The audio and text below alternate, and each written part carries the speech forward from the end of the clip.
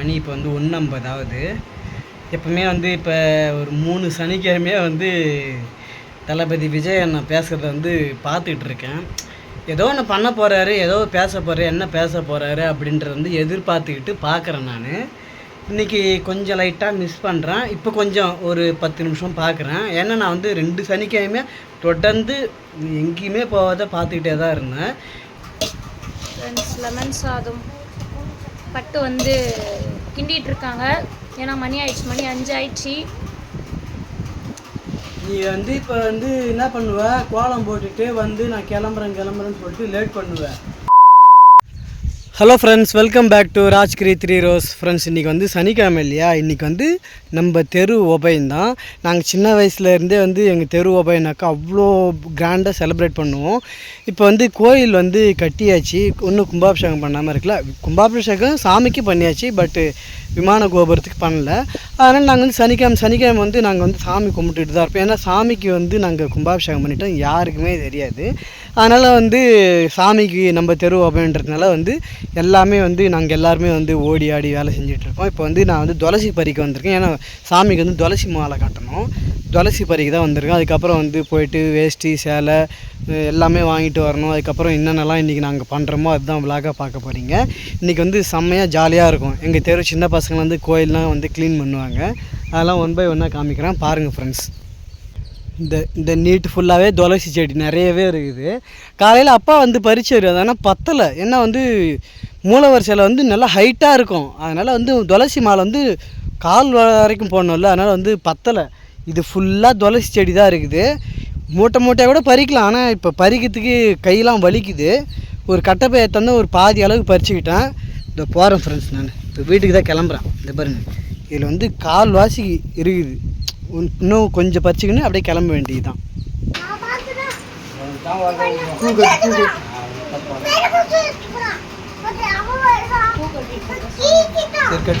இந்த துளசி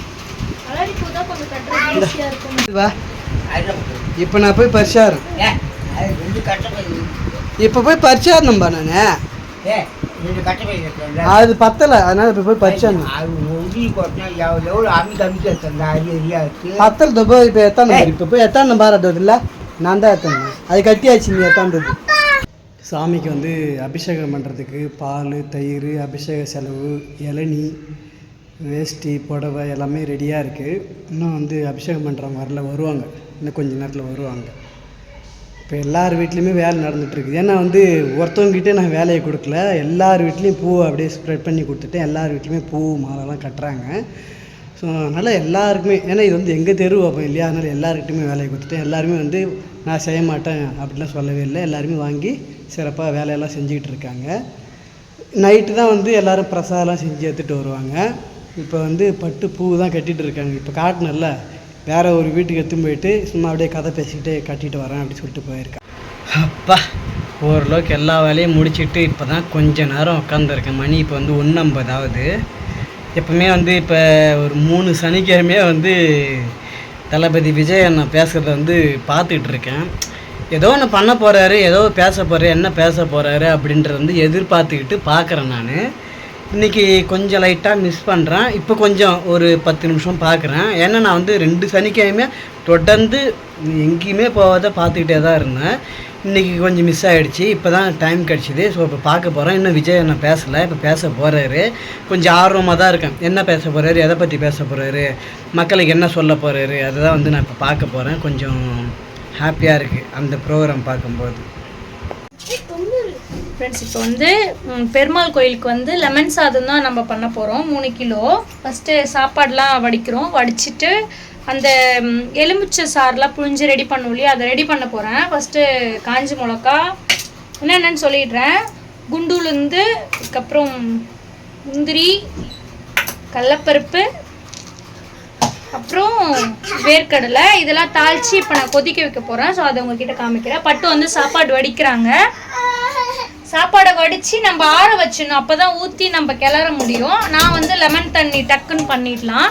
ஸோ அப்படியே 1 by 1 பண்ணிவிட்டு நம்ம கோயிலுக்கு போயிட்டு கோலம் போடணும். அதையும் உங்ககிட்ட நான் காமிக்கிறேன். ஆமாம், தண்ணி சொட்டுது, வெயிட் பண்ணு. ஃப்ரெண்ட்ஸ் லெமன் சாதம் பட்டு வந்து கிண்டிகிட்டு இருக்காங்க. ஏன்னா மணி ஆயிடுச்சு, மணி 5 ஆயிடுச்சு. நீ வந்து இப்போ வந்து என்ன பண்ணுவ, கோலம் போட்டுட்டு வந்து நான் கிளம்புறேன்னு சொல்லிட்டு லேட் பண்ணுவேன். யாருக்காகவும் வெயிட் பண்ண மாட்டாங்க. கரெக்டாக படைக்க வேண்டிய நேரத்தில் படுத்துடுவாங்க. புரியுதா? யாருக்காகவும் வெயிட் பண்ண தேவையில்ல. படைக்கிறதுக்கு 1/2 மணி நேரத்துக்கு முன்னாடியே உட்காந்து கிடப்போம் கோயிலில். இது என்ன எல்லாம் கலந்து வச்சுக்கிறியா?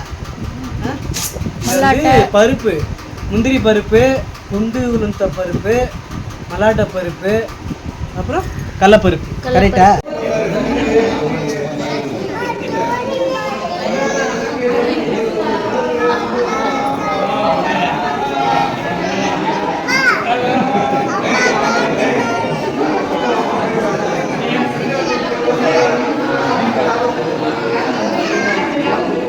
என்ன கோயிலில் போய் வந்துட்டியா? போய் வந்து பிரசாதத்தை சாப்பிட முடியாம உட்காந்து திக்கு தேடாடுற.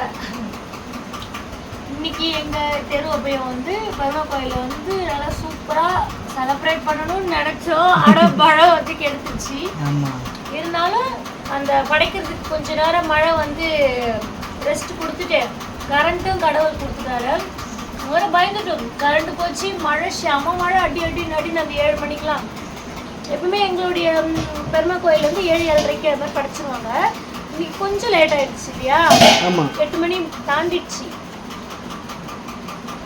ஸோ சூப்பராக பிரசாதம் வந்து நிறைய பிரசாதம் ஒருத்தவங்க வீட்லேயும் செஞ்சிடும். லெமனு, கேசரி, புளி சாதம், வெரைட்டி லெமன் ரைஸ் 3-4 வெரைட்டி, சுண்டல் 2-3 வெரைட்டி, கேசரி, ஸ்வீட் லட்டு நிறைய அப்படியே அசத்திட்டாங்க. பிரசாதமே அப்படியே கியூவில் கட்டி இருந்தது பிரசாதம். ஸோ இங்கே பாருங்க, இந்த பிளேட் ஃபுல்லாக இதுலேயே நான் பால் சாப்பிட்டா இன்னும் முக்காவாசி இருக்கு. இது ஃபுல்லாக நான் இப்போ சாப்பிட்டு முடிக்கணும் இல்லையா? அதை பட்டி தலையில் கட்டிடுவேன். பட் கோயில் பிரசாதம் எப்பவுமே வேஸ்ட் பண்ண மாட்டோம், ஃபுல்லாக சாப்பிட்ருவோம். ஆனால் ஒன்று கரண்ட் வராமல் போயிடுமோன்ட்டு பயந்தோம். போயிட்டு ஏதோ பேட்டரி லைட் அவங்க போயிட்டு இன்வெர்டர் லைட் போய் தராங்க, ஒருத்தவங்க வந்து பேட்டரி லைட் போய் தராங்க. எடுத்துட்டு வந்தேன். ஆமா, பேட்டரி லைட் குண்டு பல்ப் எரியும் இல்லையா கரண்ட் இல்லைனாலும். ஸோ அதெல்லாம் போய் எடுத்துட்டு வந்து மாட்டினாங்க. உடனே சாமி அண்டை மாட்டணும் இல்லையா, அதை போய் எடுத்துட்டு வந்து மாட்டுறாங்க. கரண்ட் வந்துச்சு. அப்புறம் அதை மாட்டுறதுக்கான அவசியமே இல்லை. கரண்ட் வந்து சாமியெல்லாம் படிச்சு அப்படியே பிரசாதம்லாம் கொடுத்தாங்க.